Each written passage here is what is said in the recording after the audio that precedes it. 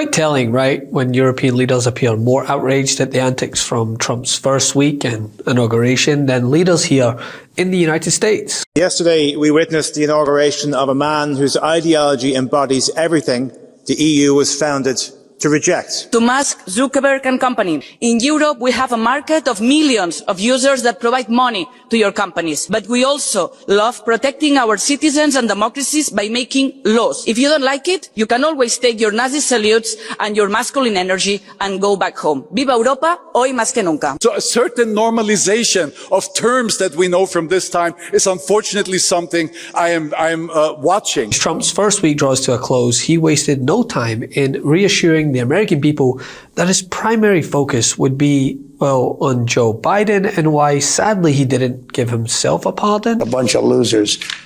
Joe Biden has very bad advisors. Somebody advised Joe Biden to give pardons to everybody but him. They wanted to take care of, yeah, but Sean, they wanted to, I don't care. They're yelling at me. This is more important because right now the economy is going to do great. I want to know about I'm here, so the economy. But you have to understand, he had bad advisors on almost everything. It's like in the old days when the Secretary of State said he never made a correct decision on foreign policy.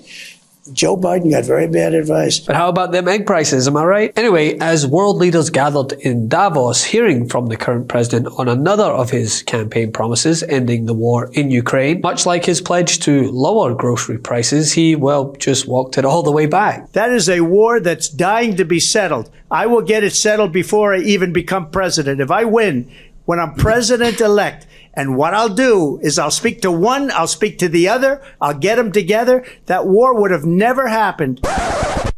Mr. President, when you're back here in Davos next year, will there be then a peace agreement with Ukraine and Russia by then? Well, you're going to have to ask Russia. Ukraine is ready to make a deal. Just so you understand, this is a war that should have never started. If I were president, it would never have started. And with this, it is no surprise that many of Europe's most prominent leaders felt obliged to speak out not only against Trump, but the proligarchs to his far right. Yesterday, we witnessed the inauguration of a man whose ideology embodies everything the EU was founded to reject. The EU cannot just stand for our values when it is easy. It matters most when it comes at a cost. And standing up to Trump will come with a cost, but is much less than the cost of letting this poison win. And I am done with the niceties from EU leaders that Trump, while his tech bro buddies call for our laws to be undermined. I am done with the Taoiseach of Ireland, with our historic understanding of immigration and oppression, promoting Trump's golf links in County Clare in response to its inauguration.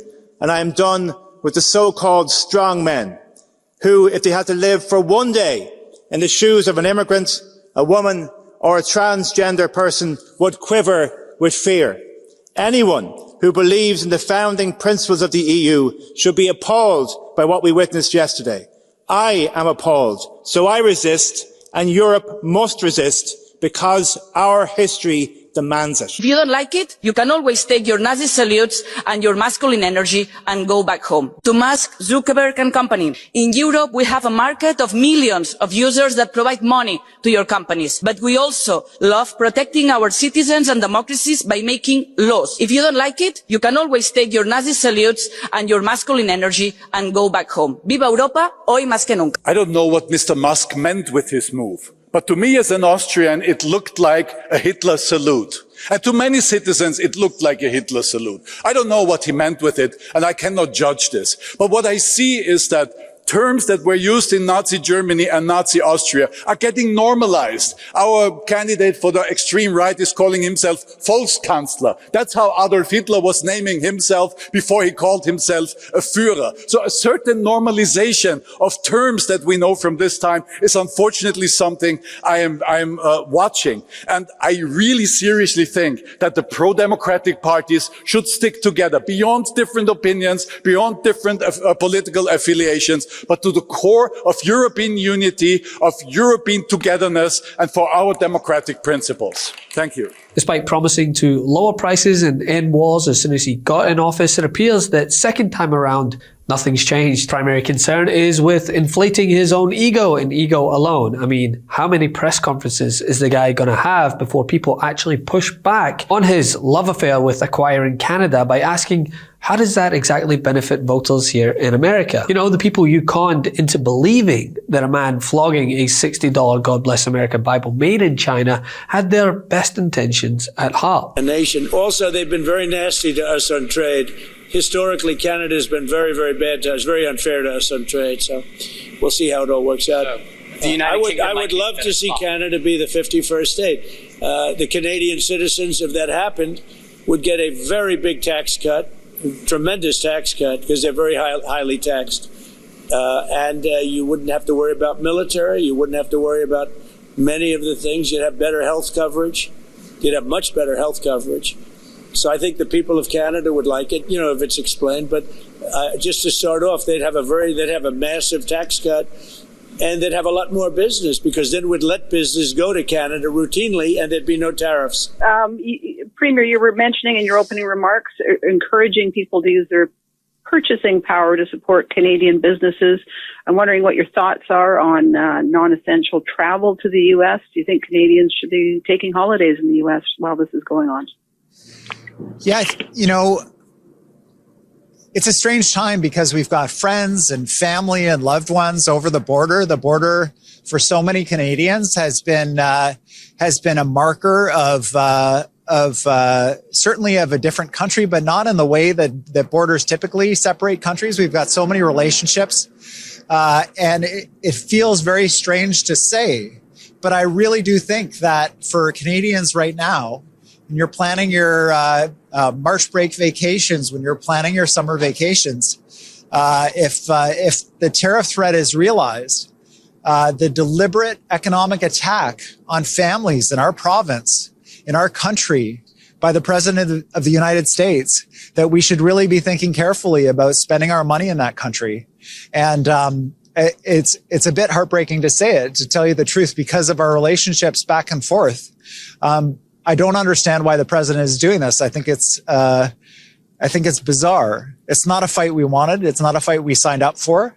But I assure every American, and certainly and especially the president, that Canadians will fight. We will stand up and fight, and that includes making decisions about how we spend our money. And we will not spend money in a country that wants to do economic harm to Canadians. And I think that it'll be a difficult discussion and decision for many people. But I'm sure families are having those conversations, because it is such an awful thing the president is trying to do. But he still, at every opportunity, talks about Canada or Greenland, prompting quite the response from this Danish official, by the way. President Trump, listen very carefully. Greenland have been part of the Danish kingdom for 800 years. It's an integrated part of our country. It is not for sale. Let me put it in words you might understand. Mr. Trump, fuck off. Anything and everything but the very things that he assured his most staunch supporters that he'd take care of before the Uber even picked up Joe Biden on the way out. Instead, the only price-related thing that he has actually acted on since he took office is to make it harder for Medicaid to negotiate lower drug prices on enrollees' behalf. Many Medicare and Medicaid patients tonight are concerned that President Trump is now signaling that he is not going to work toward lowering the price of prescription drugs, which was his signature goal of the Biden administration. President Trump, as you remember, signing a flurry of executive orders yesterday. One of them reversed an executive order from President Biden that directed government agencies to figure out ways to lower the cost of prescription drugs. Well, we spoke with the executive director of an organization that fights to protect Medicare patients. He says Trump rolling back that executive order sends a clear message. We're talking about one of the first acts of the administration is coming in and saying, you know, HHS don't find ways to lower people's prescription drug prices on Medicare. That is a very clear indication of the path forward that this administration is going to take. Therefore, putting Americans at risk of paying more. But when the judge says, you know, this is what the people voted for, Some of it they absolutely did not. And Donald Trump promised that he would bring your costs down right away. And he revoked Biden's policy to lower prescription drug prices, or to make it so Medicare can't negotiate itself for prescription drug prices. That's not cool. Where is that? Where is that? It's, look in the list. Well, show me. Well, what do you mean? There's a lot more to that issue, but yeah. Okay. But not to worry, those bills will be easier to swallow when you pick up a new globe with Gulf of America on it, right? Love this video? Make sure you stay up to date on the latest breaking news and all things Midas by signing up to the MeidasTouch newsletter at MeidasTouch.com/newsletter.